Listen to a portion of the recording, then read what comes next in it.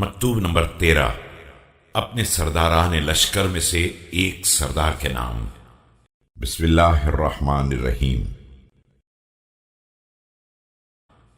میں نے تم پر اور تمہارے ماتحت لشکر پر مالک ابن حارث اشتر کو سردار قرار دیا ہے، لہذا ان کی باتوں پر توجہ دینا اور ان کی اطاعت کرنا اور انہیں اپنی زرہ اور سپر قرار دینا کہ مالک ان لوگوں میں ہیں کہ جن کی کمزوری اور لغزش کا کوئی خطرہ نہیں ہے، اور نہ وہ اس موقع پر سستی کر سکتے ہیں جہاں تیزی زیادہ مناسب ہو، اور نہ وہاں تیزی کر سکتے ہیں جہاں سستی زیادہ قرین عقل ہو۔